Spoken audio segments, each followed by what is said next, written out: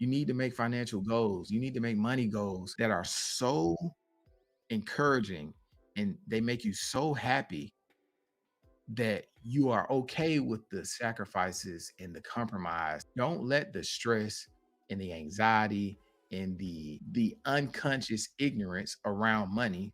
You just don't know. Like some stuff you just don't know. That's called unconscious ignorance. And ignorance isn't a bad word. It just means the lack of knowledge or information. You just don't have it. And what I'm trying to do is to fill that gap. I'm trying to help people plan their money better and plan and manage their money more to where they can create margin, they can create cash flow to be able to have a better life for themselves and their family. Today, we're diving into a topic that will be an absolute game changer: making a money roadmap, aka a budget. Every dollar that you get in your hand, it has a particular destination that it needs to go. And that's what this roadmap is going to do for you. So get ready to take some notes about how you should manage your money for 2024 that will make your money work for you, not the other way around. What's up, people? Rod Reedy here with Financial Destination, and welcome to my channel where we'll talk about foundational financial literacy topics to help you create a money navigation system.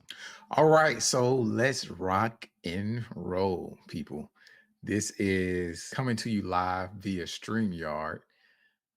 So this is my first time using StreamYard. I'm very excited. So excuse any um, slip ups or if I talk too much or any of that. I'm just really excited to be using StreamYard to give you guys a presentation and do some teaching and show you a great tool that I have for you to be able to plan out your money on a monthly basis. Let's get into it. All right. So, um, what we have here is um, how to manage your money in 2024. That's what we're going to be talking about today, and it's going to be it's going to be an interactive presentation regarding how we're going to use this roadmap that we're going to talk about here in a second. So it's going to be a step-by-step workshop essentially. So I don't call it a budget. I call it a money roadmap because when you think about money, we're all trying to get somewhere. A money roadmap is basically an illustration of how you plan to direct each dollar you make within a certain amount of time. And in a lot of cases, we're talking about this on a weekly basis or a monthly basis regarding your day to day or typical money management. Dealing with money is a lifelong journey, which I'm sure everybody is aware of. And when you're trying to get somewhere, you need instructions, right?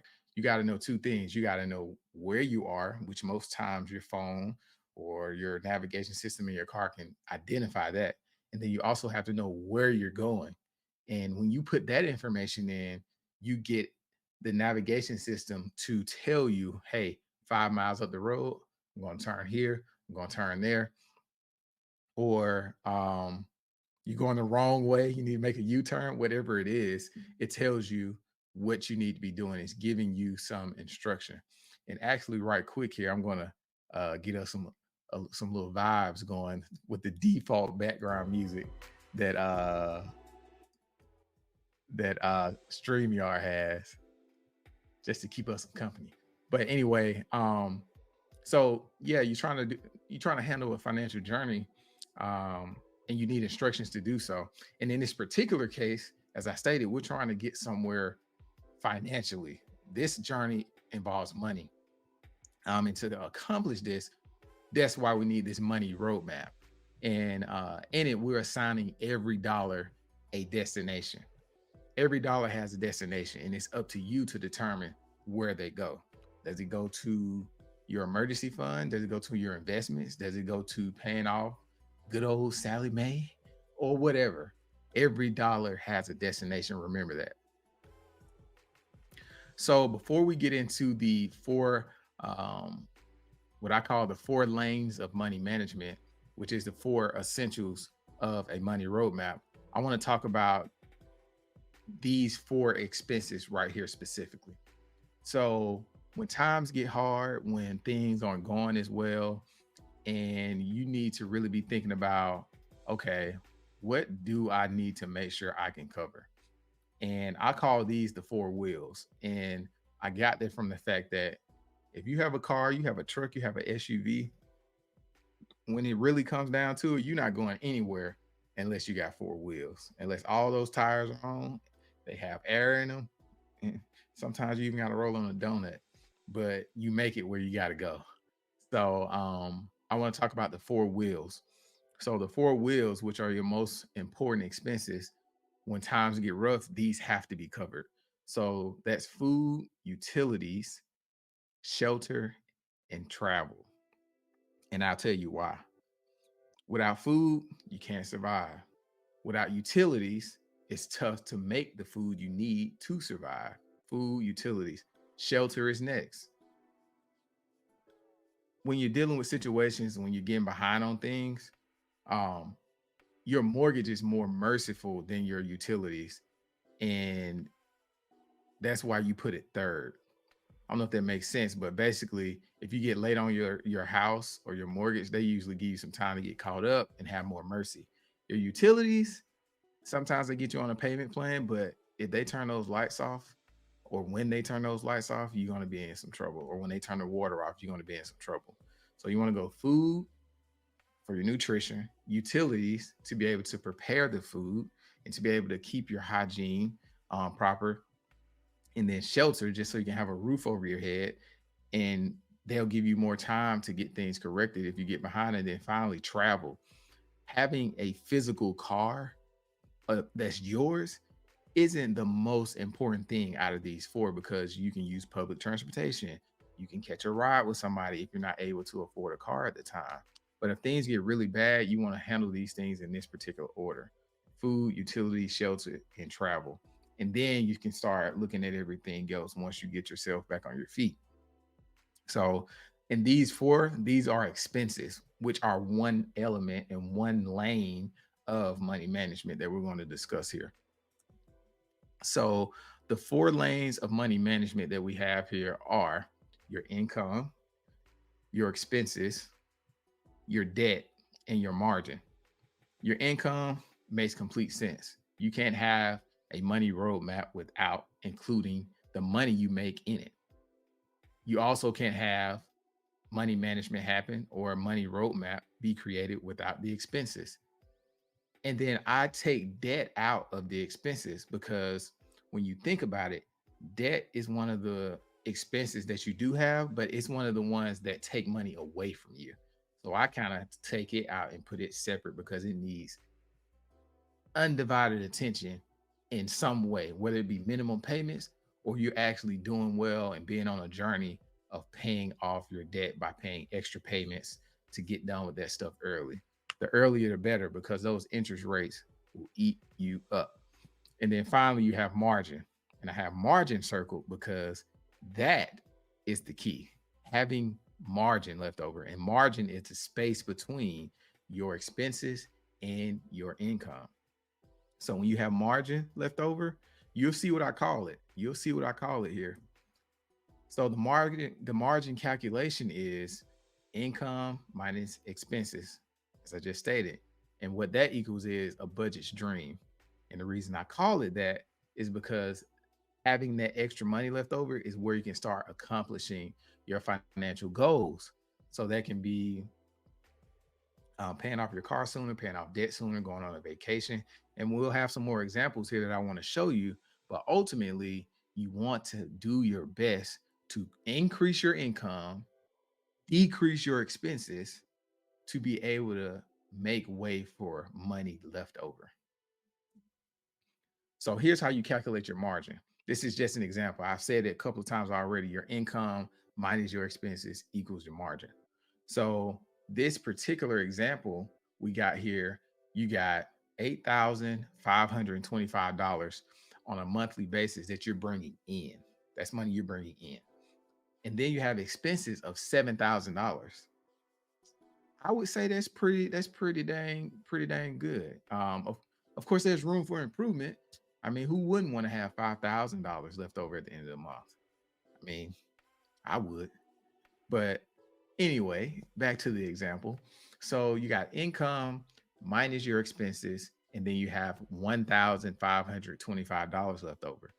Now you tell me what you could do if you had, and I'm gonna make the camera zoom on my hand, if you if you had $1,525 left over every single month, think about that. But so that's 1525 times 2, that's 3050, and then you do that times 6, that's almost 18,000. That's more than $18,000. So think about what you could do with $18,000. So that's a margin of 1525 times 12.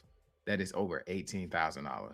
What could you do with $18,000 if somebody just handed it? If you were disciplined enough to either save that in lump sum or automate it to a savings account where it gained interest, like a high yield savings account. Uh, just a little plug there. We'll talk about that later. But $18,000 would be left to you from that monthly amount of 1525 a month. I mean, man, you could pay off your student loans with that in a year, or pay off a car in a year. There's a lot that you can do with a situation like this. So you want to be able to have a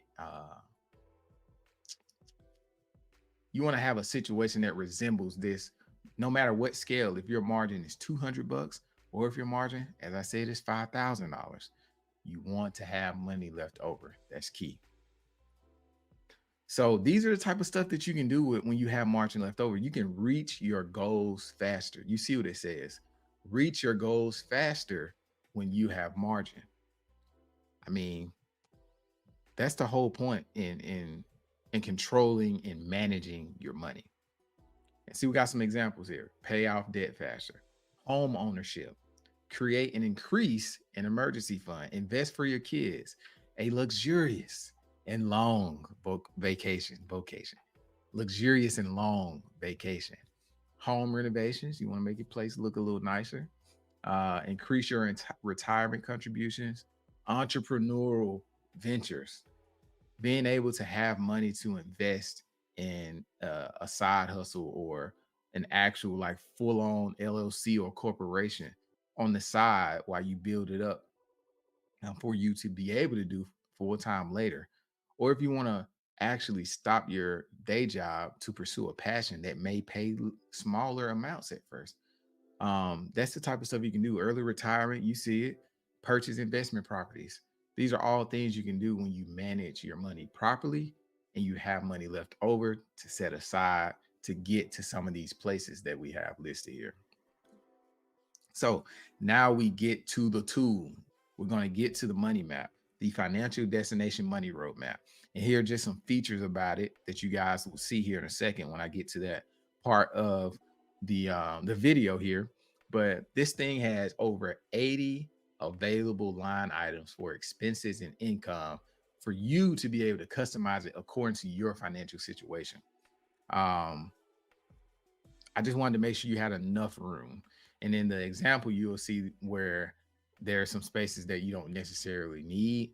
But I wanted the availability to be there because I don't know what your life includes when it comes to money. I don't know what your responsibilities and your expenses are. So I just wanted to give enough space for you to be able to do what you need to do. Over 200 pre-filled formulas that populate and calculate the perfect results to keep you aware of what you're spending and what you're making. I have two trackers. You get that? I have two trackers in here, one for income and one for your expenses. This will give you live data. You have a planned side, which we'll get to, and you have an actual live side. The planned side is what you do at the beginning of the month. Put in your numbers. This is what I plan on making. This is what I plan on spending. The actual side is on a weekly basis. I'm a nerd about it. I do it every day sometimes. But you put in your income and you put in your expenses, and it talks to the planned side. And then you have a comparison that can happen between planned and actual. And then also tell you what you have remaining. You'll see it in a second. Just hold on. Just hold on. All right. So we got the two trackers, and then we also have two graphs. These two graphs will illustrate what percentage of your income goes to each expense. So you have your expenses, it'll tell you what percentage of your expenses that your house is. So if you got all your expenses, listed there and your house is 25%, that graph will show you. So it'll be a visual representation of how much of the pie chart that your house is taking up or your car is taking up. And don't let the car have more of the pie than your house, or for your eating out to be more of the pie than your house or whatever. It just shows you like, oh, I'm kind of the pie kind of big over here on the eating outside. I need to chill out, you know. So it just kind of keeps you aware with a visual. And then the second chart, it shows your plan versus actual in a chart form. So yes, we have it up top in the planned area. You'll see where you have the plan versus actual in each section of the budget. But then you have the chart at the bottom that shows you the planned bar versus the actual bar. And then you can kind of see, oh, I spent more than I planned, or I made more than I planned to make, etc. So, with that being said, we are going to rock and roll on the actual money roadmap review. We're going to do an overview and then do an example. So, hang tight. Let's get to it. All right. So, here we go. This is the money roadmap template. And we're just gonna rock and roll here. So first thing first, I'm gonna do a general overview. So this top portion is, you see a month with a question mark because this is the template. This is the template that we have on the example, and we actually filled it out on the template. So the template here has we put February. February is coming up, so I decided to just go ahead and type whatever month in this box. And when you fill out the template one time, all you do is click here, duplicate, and then just name the duplicated tab the new month. And you already have filled out your categories, put your planned expenses and income in there. And then that way you only have to adjust. You don't have to recreate. We're all about efficiency over here. We're not trying to repeat wheels and repeat tasks that don't need to be repeated. So let me continue here on the summary. So you have a box for the month that this pertains to. You have a box here for planned data that will come from this section down here. So all of this over here is your plan that you're going to do. So all of that there is the plan that you're going to do. And let me get down even more so you guys can see a little bit more. But this is going to be the planned area over here. So you have a summary of your plan. And then we're going to look at the actual side. And then you'll have a summary of your actual. The summary of your actual comes from this income tracker where you have 20 entry opportunities for your paychecks for the month. And then you have the expense tracker, which has 175 spaces for your monthly expenses for you to enter in. It's a lot of spaces. I don't know who's swiping a card or spending money 175 times, but the space is here. I was thinking about you. The cash cushion. The cash cushion is about what I call the never go below line. So I'm going to make a video about this later, but a lot of people deal with overdraft fees. A lot of people deal with declined payments in their bank account because they run out of money and they don't have a boundary to tell them, hey, I'm getting close. That's what this cash cushion is all about. So you want to enter the month with your cash cushion. And then at the end of the month, you don't want to get below it. Maybe you want to say, okay, this month I'm going to allocate $100 to increase my cash cushion. And then this number will turn to $300.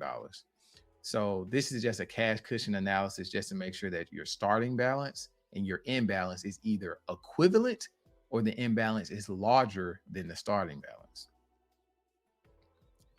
All right, so next we have the monthly money goals. This gives you 5 areas where you can go in and put in what you want to focus on for the month. So if you want to focus on increasing your emergency fund, starting an investment account, like this helps you visualize what you want to do with the numbers. Words are tied to emotion. Numbers are tied to uh, emotion as well. But ultimately, the words will help you remember, oh, yeah, I need to put this here in the plan. And then next, we have the plan area. You have income, an income section. You have five, like if you have five people making money in the house, you can put all five of their incomes here.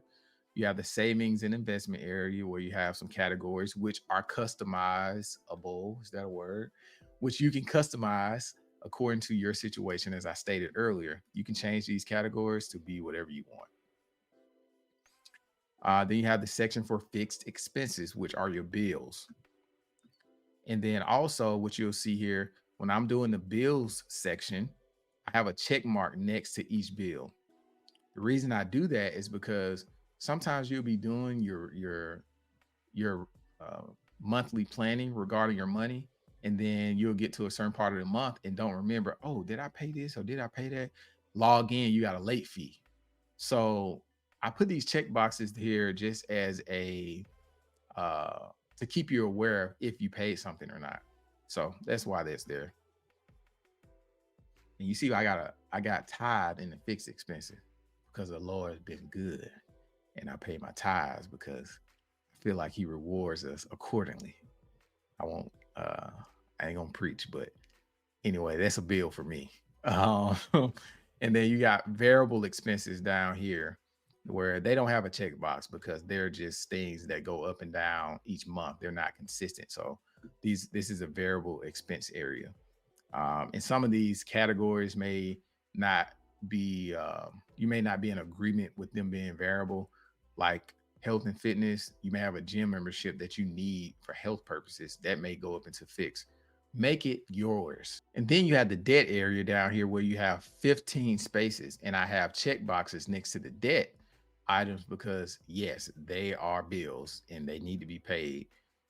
If you can pay them on time, even if it's the minimum payment, because as we all know, if you don't pay your debt, it impacts your credit score, and you don't want that smoke. Um, and then now we got two more areas, two or three more areas we want to talk about. Before we leave the planned area, I want to show you what I was speaking about earlier regarding the planned versus the actual. Right here, you have each section of this money roadmap has a plan, an actual, and then a remaining.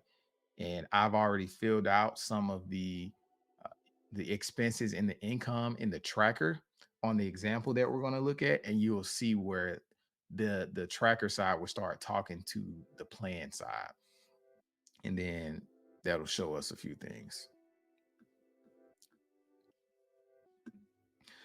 The last two sections we got here are this plan. This is the margin. This is just like a margin um, illustration showing you your monthly income minus your expenses equals your margin. Like I said, margin is income minus expenses. You want to have money left over here. So the strategy in the approach that I take is I put in all of my bills and I put in all of my minimum payment. Um, I put in all of my minimum payment for my credit cards in here. From that, I'll have a margin, hopefully. You'll have a margin here. And I say, your margin amount, type here. That's your original amount. And then throughout the month, you'll plan initially, hey, I want to do $1,000 of my margin. I want to allocate towards my debt snowball. So you can just put here, hey, what did you do with your margin? And be intentional about it. Yes, you may not do it exactly, but be intentional about putting debt snowball, comma, double payment on car payment. Whatever you want to do with that, put that here. And the reason I say you type the number because as you start allocating this margin up into the plan, it will go down. But I want you to be reminded of what you did have left over. And then this will tell you what you did with what you had left over. And then finally, we have the graphs down here. And I'll zoom out to 50%. And you'll see that there will be a pie chart that's going to show up here. And then there will be a bar chart that shows up down here in the expenses area. So um, I hope you guys are, still paying attention and understanding what we got going on here. Um, this this money roadmap really, really, really helped me as I figured out how I wanted to manage my money over the years, and as the years went by, and as I fell more in love with the opportunity to help people, um, the budgets that I would create would get more and more and more um cool. I would say it's cool to me because it just gives you what you need as far as showing you what you're going to spend, what you plan to spend, what you spent, and then have I started learning how to put, graphs and charts and putting in the formulas for it to talk to each other. So what you guys will see here in a second is going to be really cool where the tracker side is going to speak to the plan side and then keep you up to date on, oh, I'm almost over. I can move some money from this line item to that line item, etc. So it's really, really cool. We're going to get back to the tab here, and we're going to do the example. And I'm going to give you the full screen on the example just so you can see everything. And I put myself in the bottom corner. You know, might like seeing me talk. You never know. All right, so let's rock and roll. We've been on here for quite a while, and I can talk. So hopefully you're still hanging out to see how this thing actually works. So this is the example. I'm going to zoom back into about 75%. The month is February. This is me. I'm actively doing, I've pre-filled some of it, but right now I'm showing you how I actively utilize this thing. So I've already created, I did duplicate. I pressed duplicate. It made this tab right here. I'm going to rename it FEB 2024. Now I went February. The month is February. I make sure that R goes before the U. So the month is February. I have no planned data because I haven't done the plan. Um, and then I have no actual data because for the actual data to populate, yes, I have the date and the vendor and I have the amount, but the categories come from a drop down list that equals the categories you have over here on the left. So in the income area, the categories I have is incomes 1 through 5.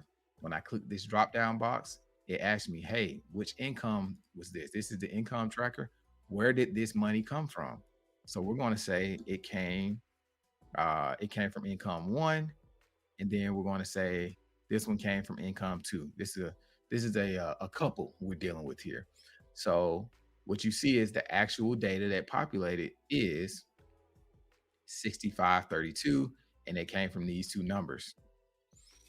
And then we don't have any expenses, debt, or savings yet because we haven't done the same thing down here. We're going to select the categories in a moment. But first, I need to go back to the plan side and just enter in some numbers here just for illustrative purposes. And I'll do that after we look at the monthly money goals I've established. Start investing in custodial account for Casey. Casey is my imaginary daughter. We're going to start investing in a custodial account for her. And then we're going to allocate $300 towards my 3-month emergency fund. Those are my 2 monthly money goals for me for the month of February in this example.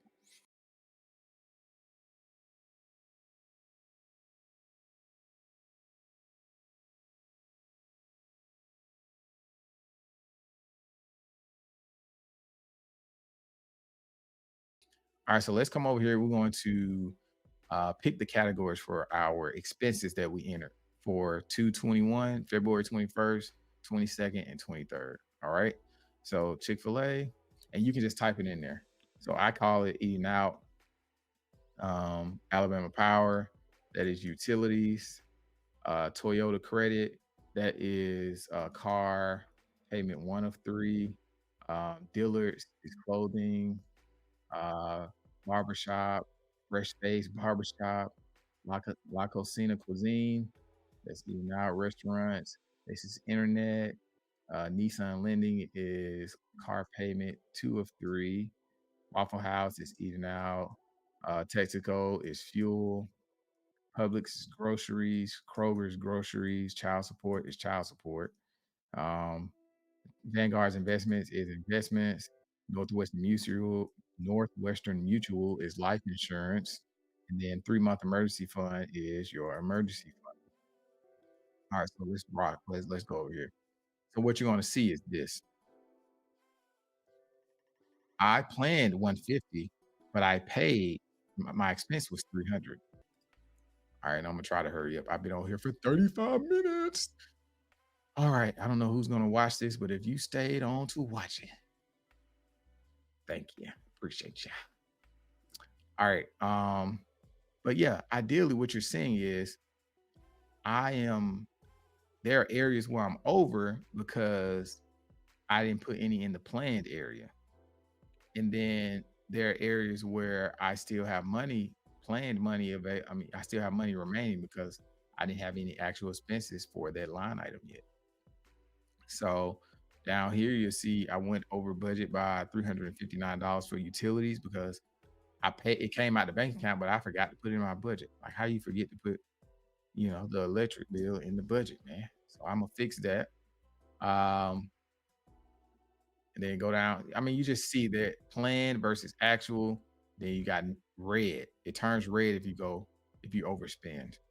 And then for eating out and groceries, you see here I spent $106 on eating out, and I spent 143 on groceries. I have this much left. You can always hover over and select, and it tells the sum at the bottom here. All right, so let's get down to the margin part that I was telling you about. So I made $6,400, but my plan was 6,908. I'm negative. No bueno, my boy, my lady. That's no good. So we're not at the end of the month. This was our check we got on the 15th. Some people get paid on the 15th and the 30th. Some people get paid on the 1st and the 15th. Some people get paid weekly. So we may have a check coming next week that'll help cover this. But ultimately, if that was the only check they were getting for the month, this is no good. So you can't even do the margin exercise where you say, hey, what's your margin? Oh, negative $500. What did you do with your margin? I need to put, how did you fix your margin? But ultimately, this exercise is for when you have money left over to help you plan and execute your financial goals. Expense breakdown. This is showing you what percentage of your expenses is associated with each category. So in this case, my car payment and my clothing are the largest expenses that I entered just a moment ago. Child support is one, utilities is one. You can see how big these are, and then you see these little slivers. And then when you click in there and you hover over the pie piece, the piece of pie, you have the amount listed there. And then down here, as I stated, you have a planned versus actual section where you can see your income was planned 6,400, but your actual was 6,532. Planned expenses was 6,658. Actual expenses was 2,606. And then you didn't have any debt, and then you didn't have any savings. So yeah, that's it, man. I don't want to I'm at 40 minutes right now, and I don't want to um, keep going, but I can. You know what I'm saying? I can keep going. But I'm going to stop right here and just say that talking about this stuff and showing you this money roadmap that I've created from scratch is a passion. It is something I think about all day. It is something that just burns up inside of me, and I have to get it out. So I appreciate everybody that joined um, and clicked on the video. And we're gonna have more videos about this. But ultimately, we talked about how to manage your money in 2024. This tool that I just showed you is a cheat code on how you can be aware of what your income is. Some people don't know what they even make, y'all. Some people have money coming into the bank account like, oh, I think last week I made this much, or I think my salary is this much. You need to be aware of your income. You need to plan your expenses, and then you need to track your expenses against the plan. How do you know if you're going over? How do you know you're about to go below your never go below line, your cash cushion? You need to keep yourself in the know about your money so that you can get to the places you're trying to get. You need to make financial goals. You need to make money goals that are so encouraging and they make you so happy that you are okay with the sacrifices and the compromise while you're working on it, that it makes you happy to work on it so that you can get there. Don't let the stress and the anxiety and um the unconscious ignorance around money, you just don't know. Like some stuff you just don't know. That's called unconscious ignorance. And ignorance isn't a bad word. It just means the lack of knowledge or information. You just don't have it. And what I'm trying to do is to fill that gap. I'm trying to help people plan their money better and plan and manage their money more to where they can create margin, they can create cash flow to be able to have a better life for themselves and their family. So, if this video is something that helped you out, is this video is something that you liked? It is also going to be an instructional video for those that actually get and download the free resource that I have here. It'll be an instructional video for you, but for those that stayed on and followed the exercise, I highly encourage you to click that subscribe button and hit the notification bell to be alerted when I have new videos. Peace. See you next time.